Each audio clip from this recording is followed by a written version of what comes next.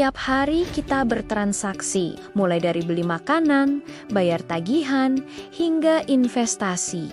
Semua terasa mudah, hanya dengan satu klik.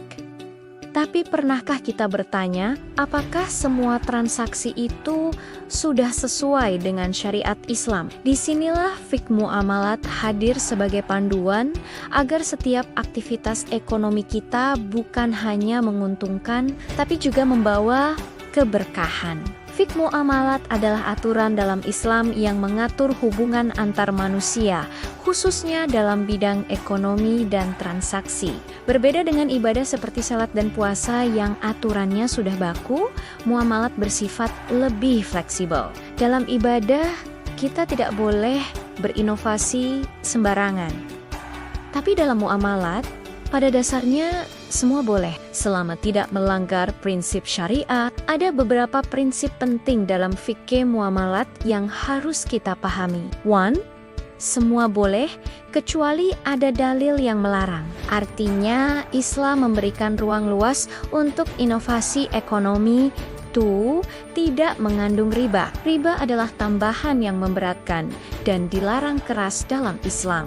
3. Tidak ada gharar, ketidakjelasan. Transaksi harus jelas barang, harga, dan kesepakatannya. 4. Tidak ada penipuan tadlis. Kejujuran adalah kunci dalam setiap transaksi. 5.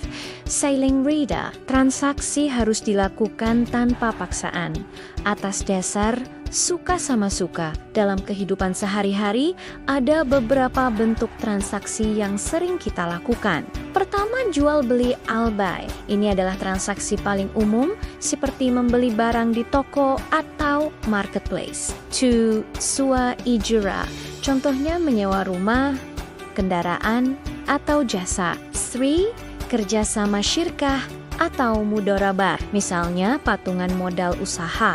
Dengan sistem bagi hasil for you term Puton card. Islam membolehkan utang, tapi tanpa tambahan bunga yang memberatkan. Semua transaksi ini halal, selama memenuhi prinsip syariah. Lalu bagaimana dengan transaksi di era digital? E-commerce, belanja online diperbolehkan, selama barang jelas dan tidak ada penipuan. T-wallet and transfer digital.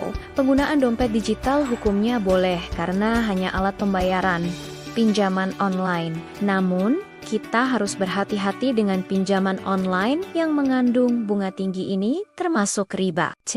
Investasi diperbolehkan selama dilakukan secara transparan dan sesuai prinsip syariah.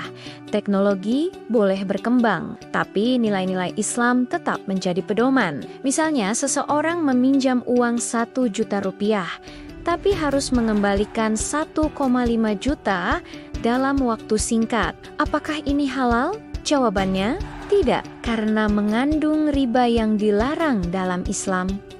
Fiqh muamalat mengajarkan kita bahwa mencari keuntungan itu penting, tapi keberkahan jauh lebih utama. Dengan memahami dan menerapkan prinsip syariah, kita tidak hanya sukses di dunia, tapi juga di akhirat. Yuk, mulai transaksi halal dari sekarang.